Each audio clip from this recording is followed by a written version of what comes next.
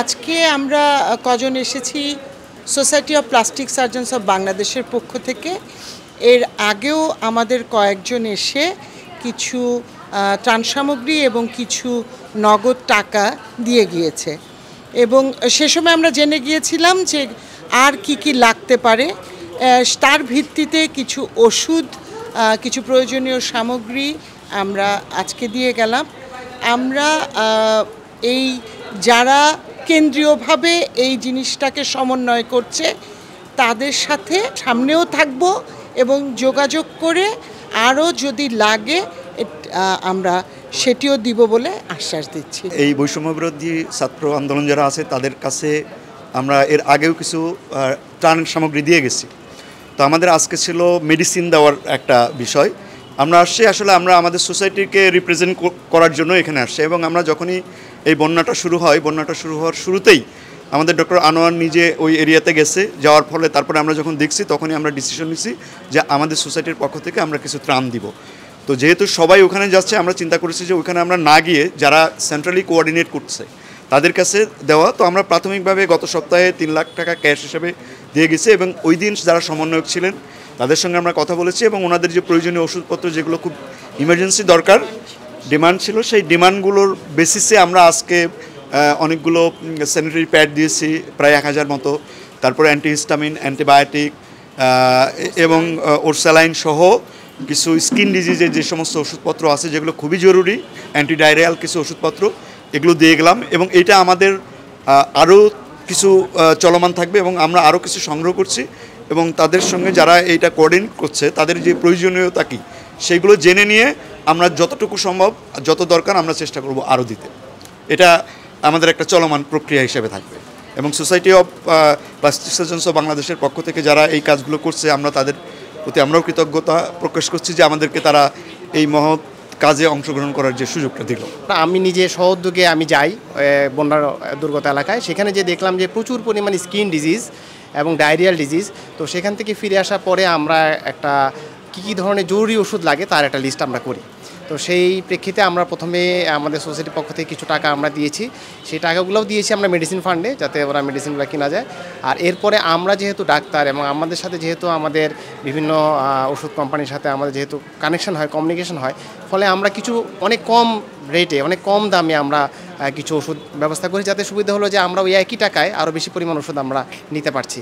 তো সেই দিক থেকে বিবেচনা করে আমরা এখন 4 লাখ টাকার ওষুধ দিয়ে গেছি এবং আমরা আশা করি যে ভবিষ্যতেও আমরা ইনশাল্লাহ আরও ওষুধ দিব। এবং এই যে একটা মহৎ উদ্যোগ, বাংলাদেশে যখনই কোনো ক্রাইসিস হবে আমরা চাই আমাদের সোসাইটি যাতে সবসময় সেই ক্রাইসিসের পাশে থাকতে পারে এবং আমরা মানুষ হিসাবে, ডাক্তার হিসাবে যাতে মানুষের পাশে দাঁড়াতে পারি, এটাই হচ্ছে আমাদের ইচ্ছা।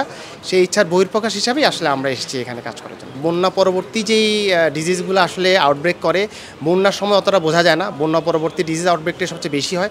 এবং ওই দিন আমরা যে সমন্বয়করা যে আমাদের যে কথা হয়েছিল তাদের সাথে, সেই দিন আমরা বলেছি যে আমরা এই টোটাল রেস্কিউটাকে, এই বন্যার যে টিমটাকে সেটাকে 2টা ভাগে ভাগ করেছি। একটা হচ্ছে immediate rescue team and then হচ্ছে ফলো আপে যে আসছে হচ্ছে হেলথ, সবচেয়ে বেশি ক্রাইসিস হবে হেলথ।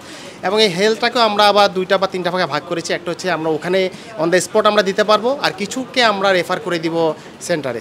তো ওই পরিকল্পনার পার্ট হিসাবেই আসলে আমরা কাজ হচ্ছে এখন যেমন প্রচুর পরিমাণে diarrhoeal and skin disease outbreak হচ্ছে এবং সেইটাকে কমব্যাট করার জন্য এখন আমাদের হেলথ সেক্টরের যে টিম, সমন্বয়কদের যে টিম আছে তারা যাচ্ছে, ওখানে থাকছে এবং তাদের যে সাপোর্টটা দরকার, ওষুধের সাপোর্ট, সেটা আমরা ঢাকা থেকে এখানে সেন্ট্রালে আমরা দেওয়ার চেষ্টা করছি।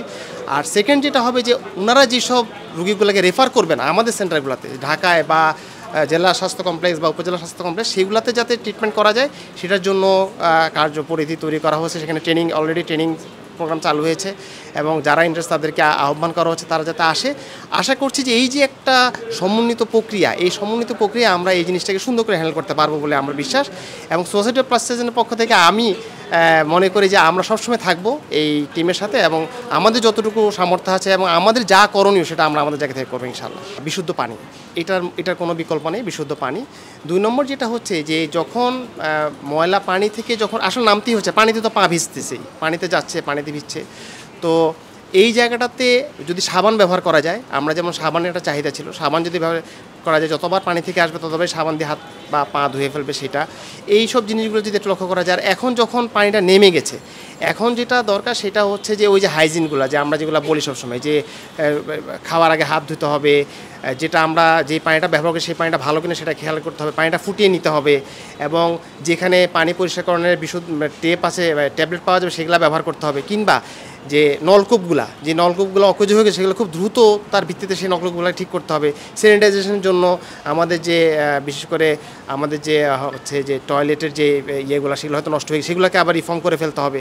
তো এইসব কাজগুলো যদি আমরা করি এবং এটা যদি আমরা সোসাইটির মধ্যে যদি আমরা সবাই মিলে এক হয়ে যদি কাজগুলো করি, তাহলে মনে হয় যে এগুলো করে ফেললে ইনশাল্লাহ হেলথের যে আউটব্রেকটা সেটাকে আমরা ঠেকাতে পারবো।